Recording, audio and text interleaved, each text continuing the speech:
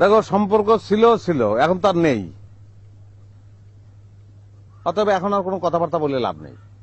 ওসব সম্পর্ক টম্পর্ক তো অনেক আগের বিষয়, ওসব নিয়ে আমি এখন চিন্তা করতেছি না। তো চিন্তা যখন করতেছ না, তাহলে পথ আগলায় দাঁড়াইছো কিসের জন্য? সাইড হও, আমি চলে যাই। সাইড হয়ে দাঁড়ালি তো দাঁড়ালামই, কিন্তু আমি তো সাইড হতে চাই না। আমারে থুয়ে তুমি অন্য কাউরে বিয়ে করবা না, সুখে সুখে সুখ করবা, তা তো আমি হতে দিব না। যা না, যা যা বিয়ে কর। যাবই তো, বিয়ে না করে জীবন কাটায় দেবো নাই আমি। কি তুমি করবা কি? আমিও যাব, যা তাদের কাছে কব তুই আইসে এসে আমার রাত্রিবেলা ডিস্টার্ব করতি, আমার হাত ধরেছিস, আমার পালায় নিয়ে যেতে চাইছিস, আরো কত কিছু যে আমার সাথে করেছিস না, সেগুলো সব কব। তোরে আমি জীবনে কোনো দিন বিয়ে করতে দিব না, তোর চরিত্রের উপরে আমি কয়লার কালি লেপে দিব, কয়লার কালি। ভালো যন্ত্রণা কোনদিন বললাম আমি? আমি কি আমি আমি কি করেছি? কি আমি কি করেছি? হ্যাঁ, এরকম করলে পরে আমি বিয়ে করবো, তো বিয়ে তো ভেঙে যাবে না। আচ্ছা বাদ, বিয়ে বাদ, বিয়ে করবো না, তুমি করে ফেলো আমার বিয়ে। না না না না, ইটা তো আর হবে না। তোর আব্বা আমার আব্বার গায়ে হাত তুলিছে, ইটার প্রতিশোধ না নিয়ে আমি ছাড়বো না। ভাবিছিলাম দুইটা পরিবার মনে হয় একসাথে মিলেমিশে থাকবে, আমি কাদের সাথে মিলেমিশে চিন্তা করতেছি? হ্যাঁ, আমার বাপের গায়ে হাত তোলে। তোরে আমি খাইছি, তোর জীবনে যদি আমি দোজখের আগুন না জ্বালাতে পারি, তাহলে আমার কোনো শান্তি নেই। শোনো, বিয়েতে মানুষ যৌতুক দেয় না? হ্যাঁ, যৌতুক তো দেয়। ধরো আমি তোমার বিয়ে করতেছি, যৌতুক নিয়েই বিয়ে করতেছি, মানে আমার আব্বা যে তোমার আব্বারে চর মারিছে, সেটা হচ্ছে এই বিয়ের যৌতুক, মানে ওই চর মারিছে, সেই জন্যই তোমাদের আর কোনো যৌতুকের টাকা পয়সা দেওয়া লাগবে না, কাটাকাটি। যৌতুক না? হ্যাঁ।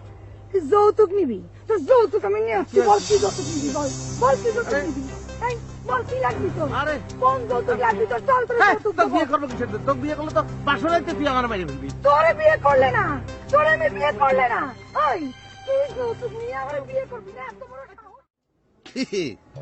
মূর্তি দেখতে আইছো না? মূর্তি এক নাওয়ালিকা সেমনি যে বললো যে আমার মূর্তি বানাইছে, সেটা বিশ্বাস করে চলে আইছো। পিন্টুরের মূর্তি বানাও কিনা? হ্যাঁ, এরকম মন্ত্র বান পিন্টুরে দেখলি পরে ভয় পায়, বিশ্বাস হচ্ছে না? যে মন্ত্রে জিজ্ঞেস করো, যাও।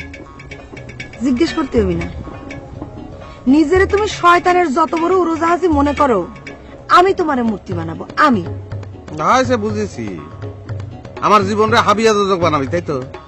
হ্যাঁ, ও বাপের মতো নাটক করা শিখিছ না? আমার আর পারুর কথা শুনে এসে ভাব ধরিস? ওরে শুইনে ভাব ধরার কিছু নেই, মাথার মধ্যে রাডার ফিট করা আছে, সেই রাডারে সব টের পেয়ে যাই আমি। তাই নাকি?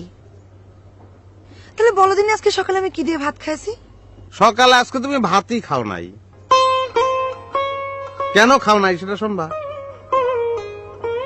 না না, জিজ্ঞেস যখন করেছো শোনা তো লাগবেই। তুমি ভাত খাও নাই আমার পরে রাগ করে, কিন্তু আমি ঠিকই ভাত খাইছি এবং ভাত টাত খেয়ে দে তারপরে এসব করতেছি। কেন ভাত খাইছি সেটা শুনবা? কারণ আমি তোমার আমার জীবনের বর্তমান মনে করি না, পাস্ট। আমি মনে করি তুমি আমার জীবনের সুদূর অতীত, বর্তমানে তোমার নেই। তোমারে আমি আমার জীবনের পার্ট আর মনে করি না, বুঝিস?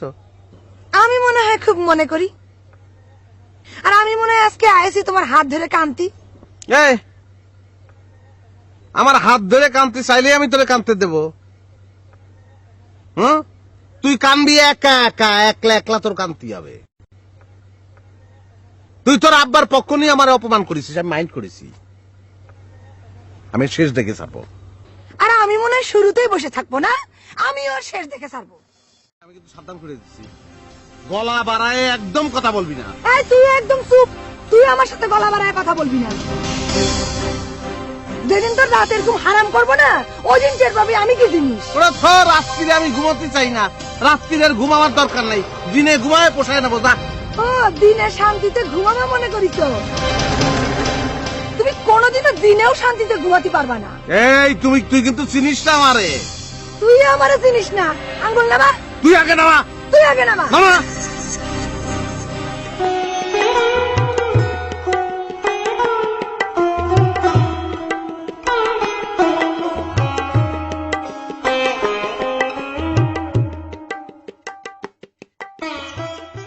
বিনোদন জগতের নিত্য নতুন সব রকম খবর পেতে এইচডি নাটকবাজ চ্যানেলটি সাবস্ক্রাইব করুন এবং লাইক কমেন্ট শেয়ার করুন।